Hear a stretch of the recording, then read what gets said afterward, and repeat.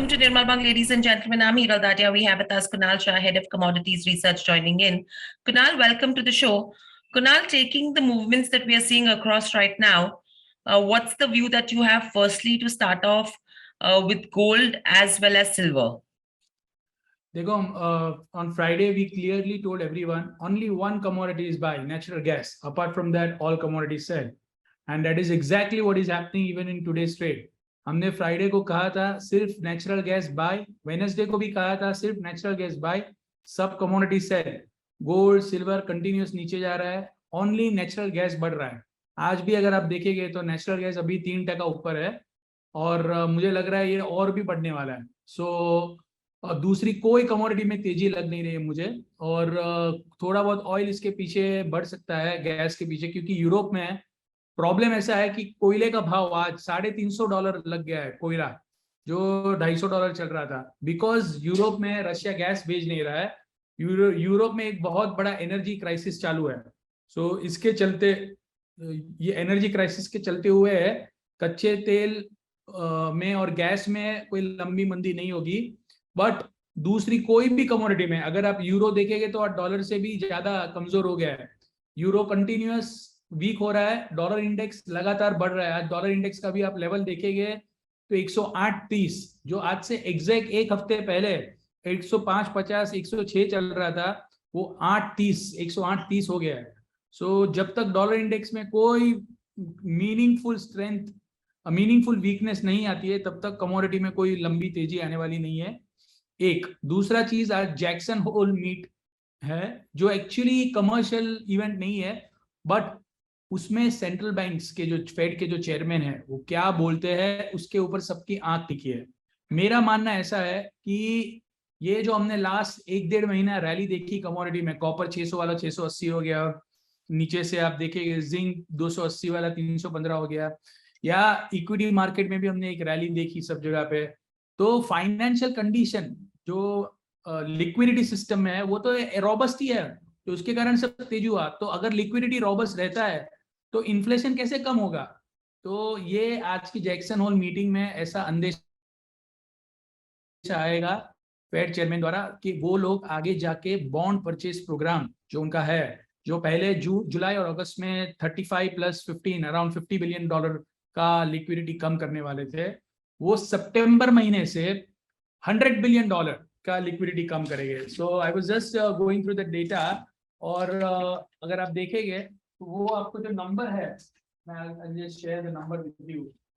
तो सितंबर महीने से $60 बिलियन के बॉन्ड मार्केट में बेचे गए और $35 बिलियन की मॉर्गेज बैक सिक्योरिटी मार्केट में बेचे गए. So in a simple word, what is mortgage back securities? Housing के बॉन्ड्स, एकदम सिंपल वे में अगर आपको मैं एक्सप्लेन करूँ तो. सो फेड मार्केट में से लिक्विडिटी निकाल रहा है, तो जब फेड मार्केट में से लिक्विडिटी निकालता है तब कमोडिटी में लंबी तेजी हो नहीं पाती है. सो एक पॉइंट के बाद सब कमोडिटी में हर उछाले पे बेच के काम करना चाहिए, ये मेरा एकदम स्ट्रॉन्ग व्यू है. When Fed is tightening, previous 2 months, Fed has told the market that they are going to taper the bond purchase program by 35 and 17.5 billion dollars. So cumulatively around $52 billion worth of bonds they were going to sell in the market, which they actually did not. But from the month of September, they are saying they are going to reduce the liquidity to the tune of $95 billion. So almost double than what they had said. So that is the major reason why commodities are likely to remain under pressure going forward. Sell on rise is a strategy in commodities. Right. So Kunal, basically long on natural gas and sell on rice in terms of other commodities is what your view is. Yeah. So I'll individually go into commodities. So gold and silver. So whatever is happening right now is very bullish. So Europe is technically going to fall into recession. So Europe में जो data आ रहा है वो clearly indicate कर रहे हैं कि Europe recession में जाने वाला है. तो बहुत सारे जन मुझे पूछ रहे हैं कि लॉन्ग टर्म में गोल्ड बाय करना चाहिए या जो क्लाइंट का गोल्ड है वो क्या करना चाहिए. तो नियर टर्म में, एकदम इमीडिएट टर्म में गोल्ड नहीं बढ़ पाएगा, बिकॉज डॉलर स्ट्रांग होता है और बॉन्ड यील्ड बढ़ रही है. तो अगर आप हिस्ट्री देखेंगे, जब जब डॉलर स्ट्रांग होता है और बॉन्ड यील्ड बढ़ती है, तब गोल्ड में या सिल्वर में शॉर्ट टर्म के लिए एक डाउनसाइड आती है. तो that is what which is going to continue in gold and silver. पर आगे जाके ये सब जो चीज है वो गोल्ड और सिल्वर के लिए लंबे आए। सो 3 महीना समझिए ये लोग लिक्विडिटी मार्केट में से निकालेंगे, तो 3 महीने में आपका इक्विटी मार्केट भी नीचे आ जाएगा, आपका ग्रोथ और खराब हो जाएगा। तो वो टाइम पे चलेगा क्या? वो टाइम पे चलेगा गोल्ड।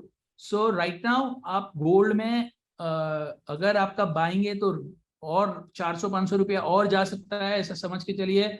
सिल्वर एक बार 54,500 54,000 भी दिखा सकता है, ऐसा समझ के चलिए। मेरी राय में अभी इमीडिएटली बाइंग मत कीजिए अगर आपका कोई पोजीशन नहीं है तो। और अगर आपको बाइंग करना है तो बी रेडी कि आपको 500-1000 रुपया गोल्ड नीचे देखने मिलेगा और सिल्वर 2000 रुपया नीचे देखने मिलेगा, तो भी आपको कोई फर्क नहीं पड़ेगा। In that condition you can definitely buy gold and silver both.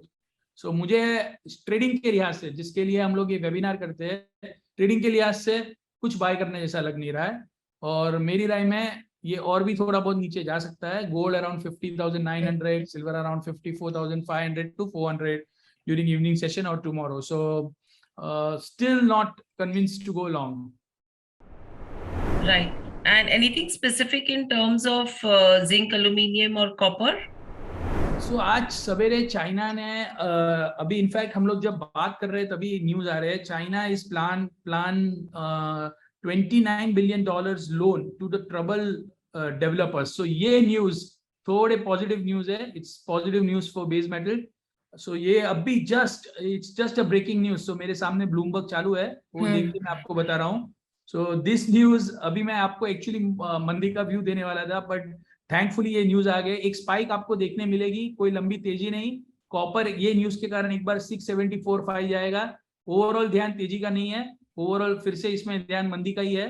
But because of this news $29 billion is not a small amount. So it will lead to some sort of short covering in copper. और आज थोड़ा बहुत evening session में copper का दाम ऊपर जाएगा ये न्यूज के कारण। But again I am saying it's not something very bullish. आज चाइना ने 15 बेसिस पॉइंट से इंटरेस्ट रेट कट किया तो भी कुछ फर्क नहीं पड़ा। सो ये इससे मुझे कोई लंबा फर्क पड़ता हुआ नजर नहीं आ रहा है। सो एक उछाला आपको देखने मिलेगा सिस्टम में 675 मे बी 676 बेचिए वहां पे, फिर से 660 आना है, क्योंकि ग्लोबल इकोनॉमी के हालात खराब है, तो इसमें कॉपर में तेजी नहीं हो सकती है लंबी।